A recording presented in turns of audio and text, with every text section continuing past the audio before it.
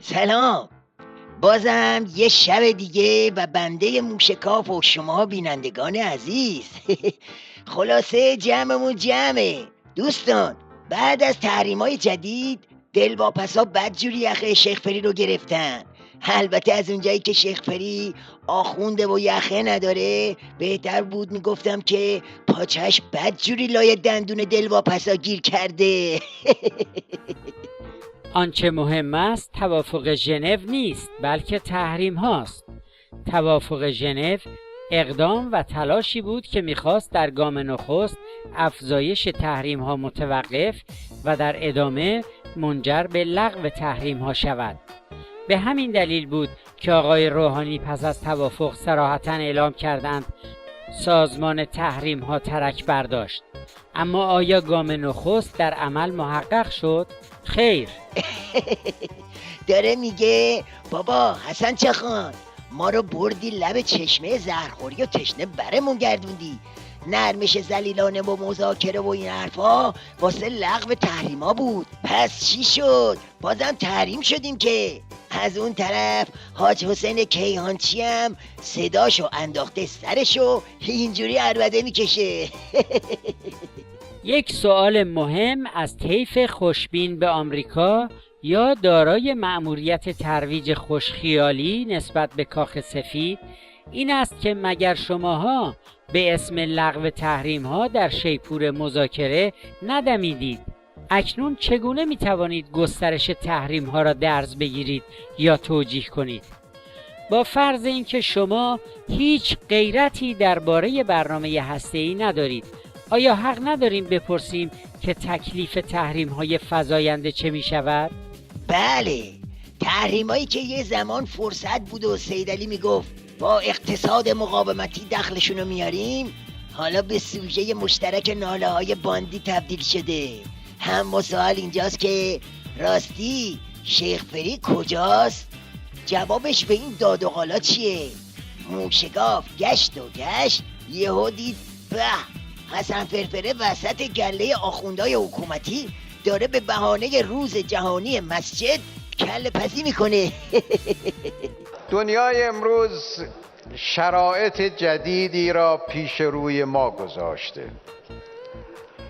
اگر امروز هم به نسل دوم موبایل نرویم و صبر کنیم و تأمل بکنیم، فردا خواهیم رفت. فردا نرویم، پس فردا خواهیم رفت.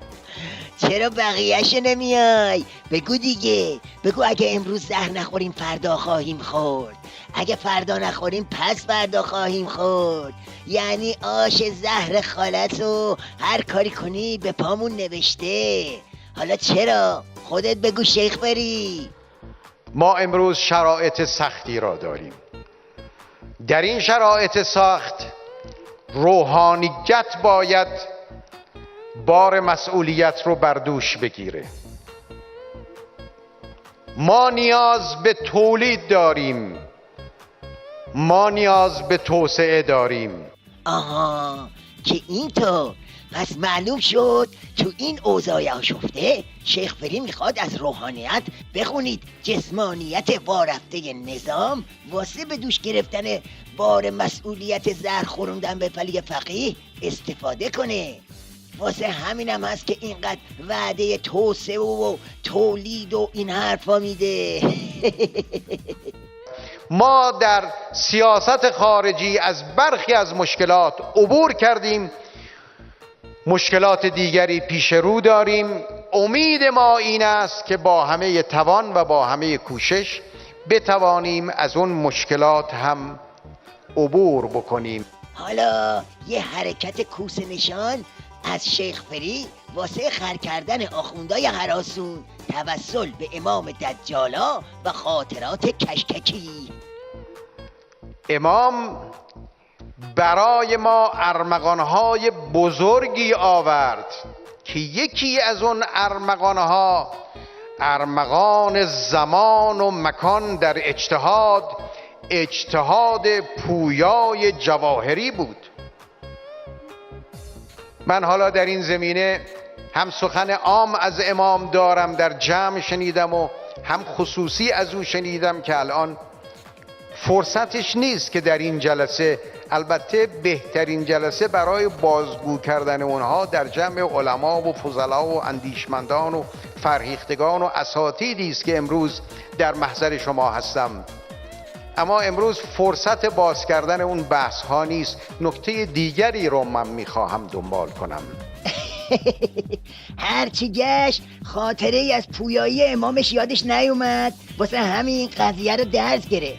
البته این فقط یه بخش قضیه است. شیخ فری تو این جلسه حلق آخوندا رو واسه جام زهرای بعدی هم آماده کرد. چجوری؟ با ترسشون از جوونا. امروز نسل جوان ما نیاز به قول سدید داره. ما نمیتونیم دروازه های دنیا را به روی نسل جوان ما ببندیم. میگویند و راست هم میگویند که باید نسل جوان را از آب مسموم برحذر داشت. این حرف درسته. راسته که میگویند باید نسل جوان را از هوای مسموم برحذر داشت. اما چه کنیم؟ هوا آنچنان آلوده است که تنها با ماسک قوی میتوان در برابر اون آلودگی ایستاد.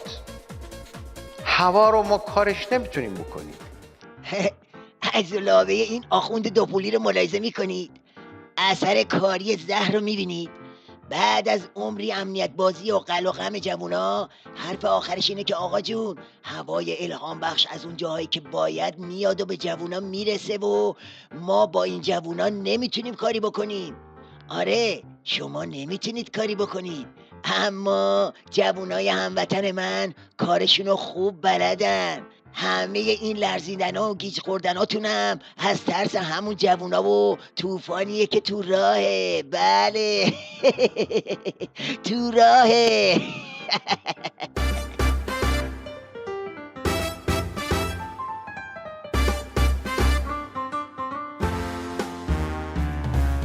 بحثای داغ و شفاف